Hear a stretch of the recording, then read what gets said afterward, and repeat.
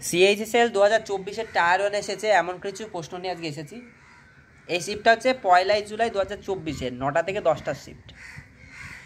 তো সবার আগে একটা কথাই বলবো, যে ভিডিও দেখো না কেন তার উদ্দেশ্যে একটাই কথা বলবো, অঙ্ক এখানে দেয়াই আছে। অঙ্ক ভিডিও দেখার আগে নিজে থেকে আগে অঙ্কটা করার চেষ্টা করো, না পারলে তখন ভিডিও দেখো। তো আজকের অঙ্কে কি বলছে? প্রথম অঙ্ক, যদি অরুণের মাইনে প্রথমে 50% হ্রাস পায়, হ্রাস পাওয়া মানে কি মাইনাস 50%, এবং আবার পরে 50% বৃদ্ধি পায়, আবার পরে 50% বৃদ্ধি পেল, বৃদ্ধি পাওয়া মানে প্লাস, তাহলে তার কত শতাংশ মাইনে কমলো, কত শতাংশ মাইনে কমলো? তাহলে প্রথমে দেখছি মাইনেটা হ্রাস পেলো মানে কমলো, আর পরে দেখছি মাইনেটা বাড়লো। যদি এখনও এমন কোনো কেস আসে যে মাইনে কখনো কমছে তারপরে আবার বাড়ছে, কিংবা কখনো বাড়ছে তারপরে কমছে, তাই এটা জেনে রাখবো সবসময় কিন্তু মাইনে যে টোটাল এভারেজ যে শতাংশটা সেটা কিন্তু কমবে। তো আমরা যেরকম সুদের সময় তুল্য সুদ বের করতাম সেই হিসাবে কিন্তু অঙ্কটা করব। কীভাবে করতাম সুদের সময় তুল্য সুদ? যে সেই একটা সূত্র আছে a + b + ab / 100, এই সূত্রের ওপর ফেলে দিলেই কিন্তু আমাদের কত শতাংশ মাইনেটা বাড়লো বা কমলো সেটা পেয়ে যাব। তাছাড়া অন্য নিয়মেও দেখব। তো প্রথমে কি বলছে, এর ভ্যালু প্রথমে বলছে হ্রাস পেয়েছে 50%, তা যেহেতু হ্রাস পেয়েছে তাই -50, প্লাস বি আছে, বি এর জায়গায় কি বলছে বৃদ্ধি পেয়েছে, বৃদ্ধি মানে প্লাস হবে +50, এখানে প্লাস হবে না মাইনাস হবে, এখন বসাবো না। এবি, এ বলছে হ্রাস পেয়েছে তাই -50 ইন্টু বি বলছে প্লাস বৃদ্ধি পেয়েছে তাই +50, এই প্লাস আর এই মাইনাস, এই প্লাসে মাইনাসেই হয় মাইনাস, তাহলে এটা কেটে দিলাম /100, 0 0 কেটে গেল, +50 -50 কেটে গেল, 5 5 25 -25%, তাহলে মাইনাস যেহেতু তাহলে হ্রাস পেয়েছে, কত পার্সেন্টেজ হ্রাস পেয়েছে? 25%, তাহলে তার মাইনে কত শতাংশ হ্রাস পেয়েছে? 25% তার মাইনে হ্রাস পেয়েছে। এ হচ্ছে রাইট অ্যান্সার। এইভাবে তো করতেই পারবো, তাছাড়া অন্যরকমভাবেও করতে পারবো। মনে করি কারোর মাইনে 100 টাকা, 50% কমে গিয়েছে, মানে মাইনে কত হয়েছে? 100 টাকা ছিল মাইনে, 50 টাকা মাইনে হয়েছে। এই টাকাটা ছিল, এখন এটা আছে, বর্তমানে এটা আছে, হলো। আবার কি বলছে 50% বৃদ্ধি পেয়েছে, মানে 100 টাকা যদি থাকতো তাহলে 50% বৃদ্ধি পেয়ে 150 টাকা হবে, এটাও ছিল, এটা আছে। এবার এই দুটোকে, এটা হচ্ছে একটা কেস, এটা হচ্ছে একটা কেস, এই দুটোকে যদি মার্চ করে দিই, মানে 100 টাকা ছিল 50 টাকা হলো ফার্স্ট কেসে, একে যদি আবার, এখন তার মানে 50 টাকা রয়েছে, এর ওপরে যদি আবার 100 টাকা ছিল 150 টাকা হলো, তাহলে ওপরের কি বলেছি বর্তমানে এটা আছে, আর নিচে লিখেছি আগে এটা ছিল। তাহলে ওপরেরটা হচ্ছে বর্তমানে এখন চলছে এটা, আর নিচেরটা হচ্ছে আগে ছিল যেটা। এবার নিচে সবসময় 100 রাখার চেষ্টা করব, 100 রাখলে জিনিসটা আমার সুবিধা হবে। তো এই শূন্য কেটে গেল, এই শূন্য কেটে গেল, 5 15 75, আর নিচে আসলো 100। তার মানে কি বুঝতে পারলাম, আগে আমার 100 টাকা ছিল মাইনে, এখন বর্তমানে মাইনে কত আছে? 75 টাকা। তাহলে কত টাকা কমেছে? 25 টাকা কমেছে। ক টাকার ওপর? 100 টাকা। এটাই তো আমাকে বের করতে হবে, শতাংশে কত কমেছে, তাহলে 25% তার মাইনে কমেছে। এটা করার থেকে আমার এক্ষেত্রে এই সূত্রটাই বেস্ট মনে হয়।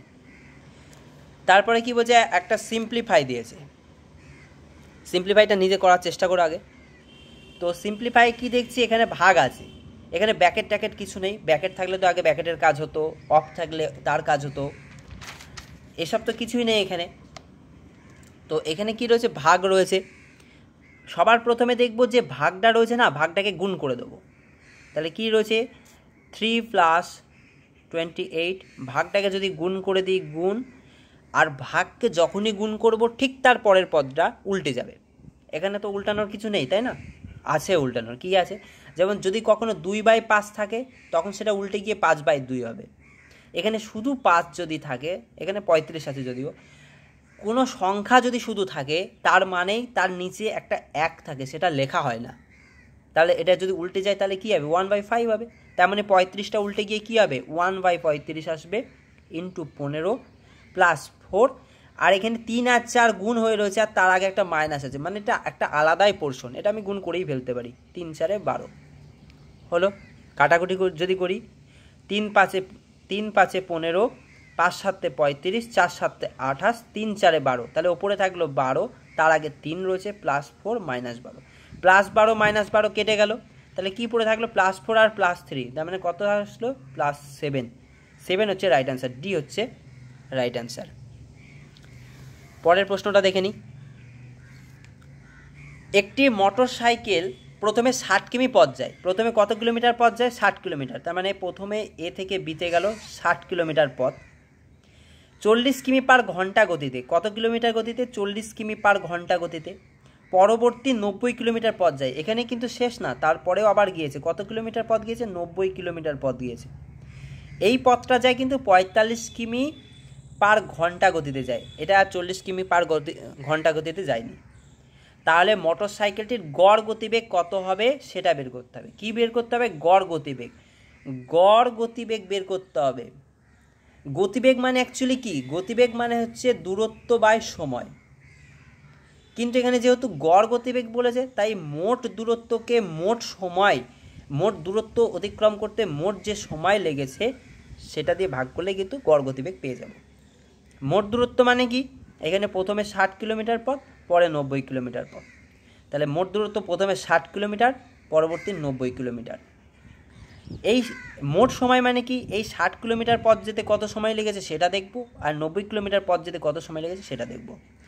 60 কিলোমিটার পথ যেতে কত সময় লেগেছে? এখানে গতিবেগ 40 কিমি পার ঘন্টা, মানে 40 কিমি যদি যেত তাহলে 1 ঘন্টা সময় লাগবে। এটাতে গিয়েছে 60 কিলোমিটার, তাহলে কত সময় লেগেছে? 2 দুগুণে 4, 3 দুগুণে 4, 3/2 ঘন্টা। তাহলে 60 কিলোমিটার পথ যেতে লেগেছে 3/2 ঘন্টা। যোগ এবার 90 কিলোমিটার পথ যেতে কত সময় লেগেছে? 45 কিমি পার ঘন্টা গতিতে গিয়েছে, মানে যদি 45 কিলোমিটার যেত তাহলে 1 ঘন্টা সময় লাগতো, এটা তো 90 কিলোমিটার গিয়েছে তাহলে দ্বিগুণ সময় লেগেছে, তাই 2 ঘন্টা। ক্লিয়ার হলো? এটাই হচ্ছে গড় গতিবেগ। এবার কাটাকুটি করলেই আমরা পেয়ে যাবো গড় গতিবেগ। 60 আর 90 যোগ করলে 150, আর নিচেরটা যদি যোগ করি 2 হবে লসাগু, 2 দুগুণে 4, 4 আর 3 7, 7/2 আসবে। 7/2টা যদি উল্টে যায় তাহলে আসবে 2/7, মানে কি আসবে? কাটাকুটি তো 7 দিয়ে যাবে না, তাহলে 300/7 আসবে। দেখি 4 7 28 হয়, 20 আসলো, 28 আর 2 30, তার মানে 20 আসলো, 3 7 21 যাবে না, 7 দুগুণে 14, 6 থাকলো, 42 পূর্ণ 6/7 কিমি পার ঘন্টা, 42 পূর্ণ 6/7 কিমি পার ঘন্টা, ডি হচ্ছে রাইট অ্যান্সার। তাহলে মোটর সাইকেলটির গড় গতিবেগ হবে 42 পূর্ণ 6/7 কিমি পার ঘন্টা। আবার বলছি, অঙ্ক করার আগে কিন্তু নিজে থেকে চেষ্টা করবে ভিডিও দেখার আগে। 4 নম্বর অঙ্কটা কি বলছে? এক দোকানদার একটি দ্রব্যের ধার্য মূল্য 40% বাড়িয়েছে, মানে যে দামে সে বিক্রি করবে, মনে করলো জিনিসটা সে কিনে নিয়ে আসলো, দিয়ে মডিফাই করে টোরে তার খরচ যা হয়েছে তার উপর লাভ রেখে সে 100 টাকা ধার্য করলো। সে ধার্য মূল্যকে আবার বাড়িয়ে লিখলো, ক টাকায় লিখলো? 140 টাকায় সে লিখলো, বিক্রি করবে বলে ঠিক করলো, মানে ধার্য মূল্য লিখে রেখে দিল। আসল ধার্য মূল্যে জিনিসটি সে বিক্রি করতে চায়, দোকানদারটি বাড়িয়ে লিখেছে ঠিকই, কিন্তু সে যদি আসল ধার্য মূল্য মানে কত? 100 টাকা। 100 টাকায় সে যদি বিক্রি করে জিনিসটি বিক্রি করতে হলে কত শতাংশ তাকে ছাড় দিতে হবে? 140 টাকা সে লিখে রেখেছে, সে 100 টাকাতেই বিক্রি করবে, মানে ক টাকা তাকে কমাতে হবে? 40 টাকা তাকে কমাতে হবে। 40 টাকা তাকে কমাতে হবে। কখন কমাতে হবে 40 টাকা? কার ওপরে কমাতে হবে? এই যে 140 টাকা লিখে রেখেছে তার ওপরে 40 টাকা কমাতে হবে, শতাংশে বের করতে হবে।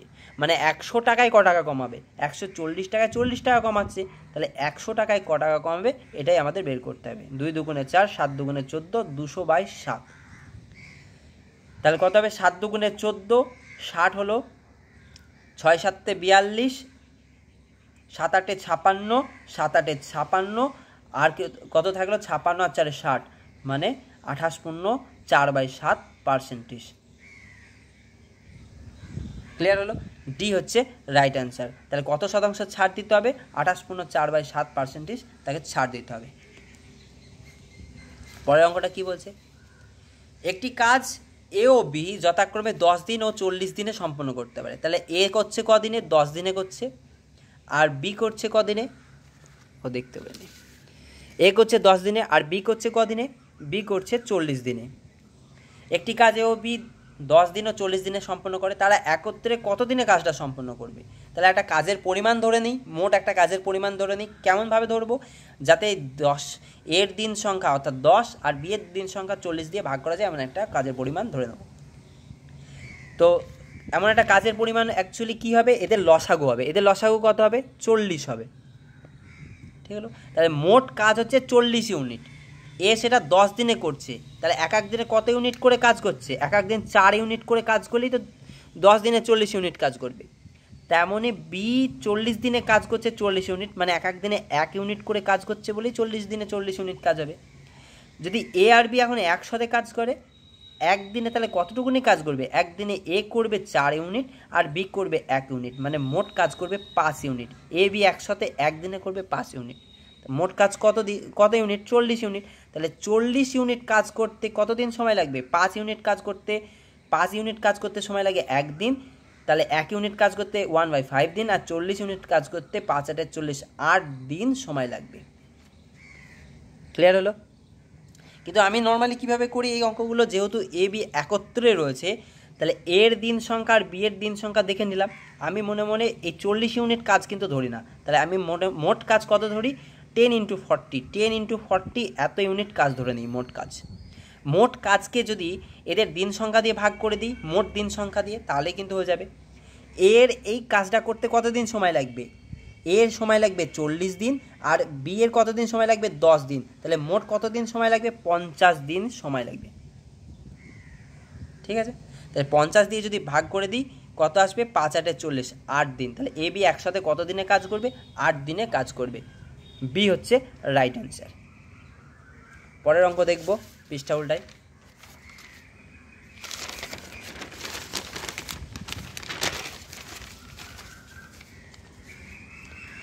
ছয় নম্বর অঙ্ক। রাধিকা এবার ব্যাংকে গেল, ব্যাংক থেকে 1845 টাকা তুললো। কত টাকা তুলেছে, 1845 টাকা তুলেছে। ব্যাংক ম্যানেজার তাকে 3:5:7 এই হিসাবে যথাক্রমে 5 টাকার নোট, 10 টাকার নোট আর 20 টাকার নোট, নোট না কয়েন দিয়েছে, যাই হোক নোট হবে এটা হয়তো। 5 টাকার কয়েনগুলি হিসাব করলে রাধিকা কত টাকা পেয়েছে সেটা বের করতে হবে। তাহলে আমি প্রথমেই ভেবে নিই যে 3:5:7 হিসাবে দিয়েছে, তো এই টাকা এই পরিমাণ টাকায় দিয়েছে মনে করি। এই পরিমাণ টাকা মানে কি, 5 টাকার কয়েন 3টেই দিয়েছে, 10 টাকার কয়েন 5টাই দিয়েছে আর 20 টাকার কয়েন 7টাই দিয়েছে, এটা মনে করে নিই। তাহলে 5 টাকার কয়েন যদি 3টে দেয় ক টাকা দেবে, 15 টাকা। 10 টাকার কয়েন যদি 15টা দেয়, 10 টাকার কয়েন যদি 5টা দেয় কত দেবে, 50 টাকা।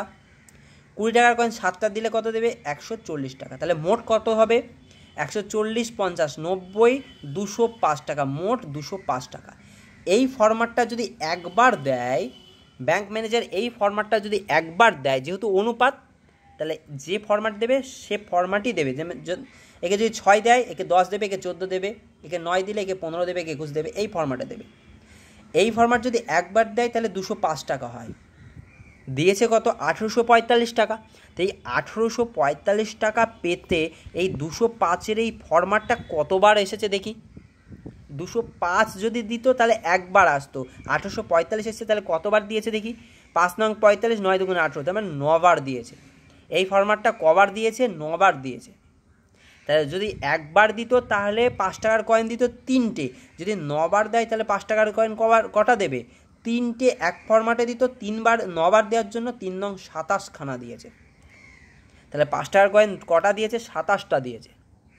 কি বলেছে, 5 টাকার কয়েনগুলি হিসাব করলে রাধিকা কত টাকা পেয়েছে, 27 খানা 5 টাকার কয়েন দিয়েছে। তাহলে কত টাকা হবে, 5 25 125 আর 5 দুগুণে 10, 135 টাকা দিয়েছে।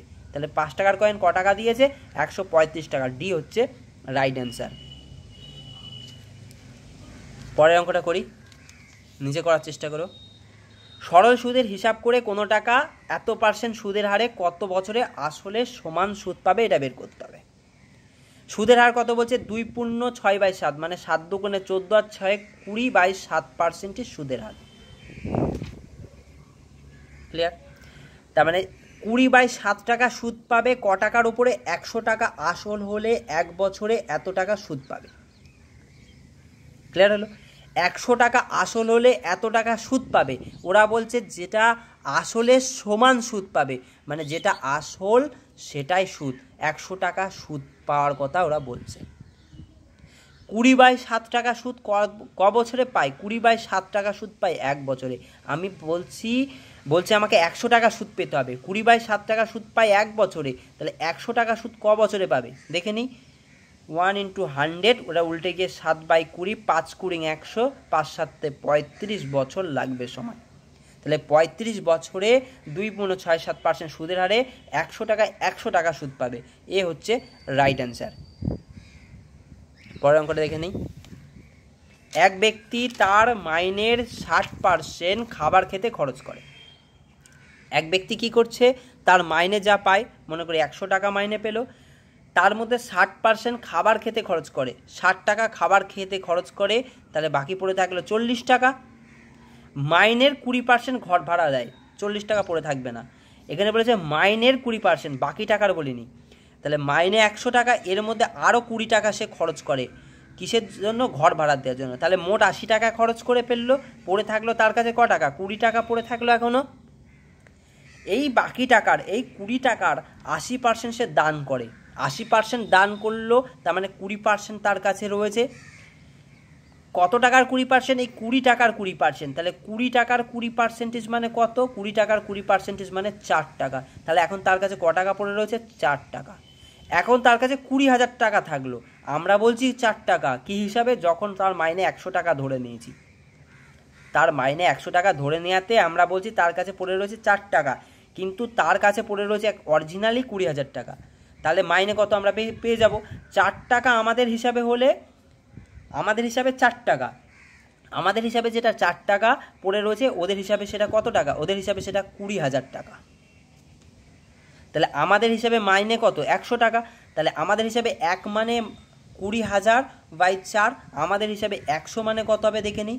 100 মানে কত, 4 × 5 = 20, 5-এর পিঠে 3টে 2টো 5টা 0 মানে 5 লাখ টাকা। বি হচ্ছে রাইট অ্যান্সার। তাহলে তার ব্যক্তিটির মাইনে কত, তাহলে ওই ব্যক্তিটির মাইনে হবে, 5 লাখ টাকা। ক্লিয়ার হলো? 9 নম্বর অঙ্কটা দেখে নিই। এক তেল বিক্রেতা কি করছে, তেলের দাম 40% বাড়িয়ে বিক্রি করছে। ভালো কথা, সে তো লাভ করবেই, তাহলে তো বাড়াতেই হবে।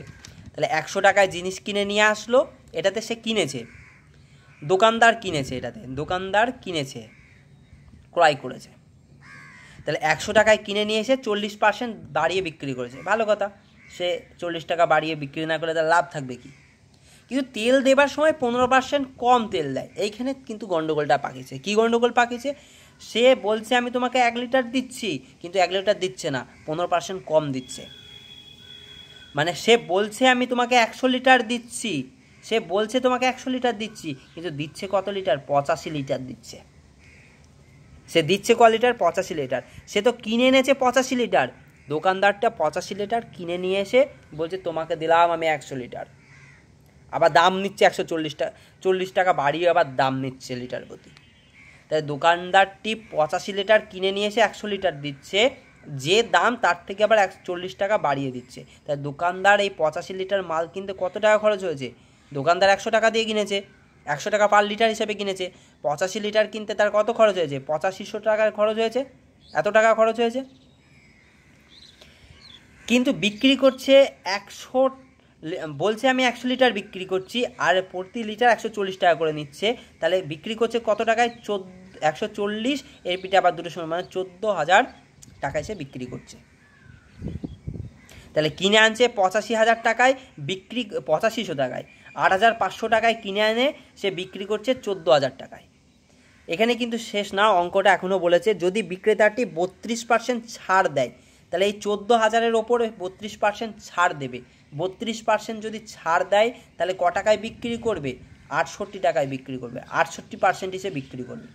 তাহলে 14,000 টাকার 68% মানে কত, 68/100, 0 কেটে গেল, 8 × 14 = 112, 2 হাত থাকলো 11, 6 × 14 = 84, আর 11 হচ্ছে 9520, 9,520 টাকা। তাহলে সে বিক্রি করছে বাদ ছাড় দিয়ে, মানে ছাড় দিয়ে সে 9,520 টাকায় বিক্রি করছে। তাহলে কিনে নিয়ে এসছে কিন্তু 8,500 টাকায়, এখনও তার লাভ আছে, 9,500 ছাড় দেওয়ার পরেও কিন্তু তার লাভ আছে। 9,520 টাকায় বিক্রি করছে, কিন্তু কিনে নিয়ে আসে 8,500 টাকায়, তাহলে লাভ হচ্ছে ক টাকা, 1,020 টাকা লাভ হচ্ছে। লাভের হার বের করতে হবে। 1020 টাকা লাভ করছে ক টাকার ওপর? 8500 টাকার ওপরে। 100 টাকায় ক টাকা লাভ করবে? 0 0 কেটে গেল। আচ্ছা, তারপরে কি বলছে? 5 17 85, 5 17 85, 500 নয়, 5 দুগুণে 10, 5 17 85, 5 দুগুণে 10, 4 5 20, 17 দিয়ে যদি দিই তাহলে দেখি 17 একে 17, 34, 17 দুগুণে 34, 12% সে লাভ করেছে। তাহলে কত পার্সেন্ট লাভ করেছে? 12% লাভ করেছে। ডি হচ্ছে রাইট অ্যান্সার। পরের অঙ্কটা দেখে নিই। যদি পি সরলরেখার সমীকরণ দিয়ে দিয়েছে, তাহলে একটা সরলরেখা, এটা মনে করি পি সরলরেখা, এর সমীকরণ x + y = 5, এবং কিউ সরলরেখার সমীকরণ দিয়েছে x - y = 3, তাহলে দুটি সরলরেখার সাধারণ স্থানাঙ্ক মানে কি? x, y এর মান তোমাকে বের করতে হবে। এই যে এইভাবে যে 3, 2, 4 এগুলোকে বলে স্থানাঙ্ক। সাধারণ স্থানাঙ্কের মান বের করতে হবে। দুটো সরলরেখার সাধারণ স্থানাঙ্ক কখন পাবো? যখন তারা একে অপরকে ছেদ করবে। এই যে বিন্দুটা, এই বিন্দুটা হচ্ছে তাদের সাধারণ স্থানাঙ্ক, কেননা এই বিন্দুটা পি বিন্দুতে, পি সরলরেখাতেও রয়েছে, আবার কিউ সরলরেখা যার সমীকরণ x - y = 3, দুটো সরলরেখাতেই আছে। তাহলে এটা হচ্ছে কমন স্থানাঙ্ক। এই কমন স্থানাঙ্ক অ্যাকচুয়ালি আর কিছুই নয়, এক্স আর ওয়াই এর এমন মান হবে যেটাতে পি সরলরেখার সমীকরণও স্যাটিসফাই হবে, কিউ সরলরেখার সমীকরণও স্যাটিসফাই হবে। ওটাই হচ্ছে অ্যাকচুয়ালি সাধারণ স্থানাঙ্কের মান। এটা কিভাবে বের করব? এটা অ্যাকচুয়ালি আর কিচ্ছু না, নর্মাল যোগ বিয়োগ গুণ ভাগ বিক্রিয়া যে কোনোভাবে এক্স আর ওয়াই এর মান বের করতে পারলেই হলো। এখানে দেখছি -হয় আর এখানে প্লাস হয়। এই 1 নম্বর সমীকরণ আর 2 নম্বর সমীকরণ যদি যোগ করে দিই তাহলে কি পাবো? 2x = 8 পাবো। এক্স এর ভ্যালু তাহলে কত পাবো? 4 পাবো। এক্স এর ভ্যালু যদি এখানে বসিয়ে দিই তাহলে 4 + y = 5, তাহলে y = 5 - 4, মানে y এর ভ্যালু হচ্ছে 1। তাহলে x এর ভ্যালু পেলাম 4, y এর ভ্যালু পেলাম 1, তাহলে সাধারণ স্থানাঙ্ক 4, 1, সি হচ্ছে রাইট অ্যান্সার। পরের অঙ্কটা দেখে নিই। 627x5, এই 5 অঙ্কের সংখ্যাটি x এর সর্বনিম্ন কত মানের জন্য 9 দ্বারা বিভাজ্য? 9 দ্বারা বিভাজ্য নিয়ম মানে কি? 3 দ্বারা বিভাজ্য নিয়ম হচ্ছে যতগুলো অঙ্ক আছে, অঙ্ক মানে কি 5, x, 7, 2, 6, এগুলো একটা অঙ্ক। এই যতগুলো অঙ্ক আছে তাদের সমষ্টি যদি 3 দিয়ে ভাগ করা যায় সংখ্যাটি 3 দ্বারা বিভাজ্য, তেমনি 9 দ্বারা বিভাজ্য মানে কি অঙ্কগুলোর সমষ্টি 9 দ্বারা বিভাজ্য হতে হবে, তাহলে সংখ্যাটাও 9 দ্বারা বিভাজ্য হবে। তাহলে 6 আর 2 8, 8 এর সাথে 15 আর 5 20, 20 প্লাস x, এটাকে 9 দ্বারা বিভাজ্য হতে হবে।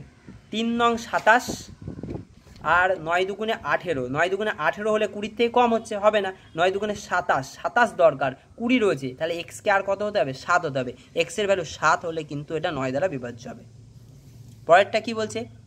P Q R P R যদি ও কেন্দ্রীয় বৃত্তে দুটি স্পর্শক হয়, স্পর্শক P Q R P R একটা বিন্দুতে একটা স্পর্শকই হয়, কিন্তু এখানেও পি আছে এখানেও পি আছে, মানে এক জায়গায় মিলেছে, এই দুটো স্পর্শক মিলে গেল। স্পর্শক মানে স্পর্শ করে যেতে যাবে, এটা হবে পি, এটা কিউ আর এটা আর।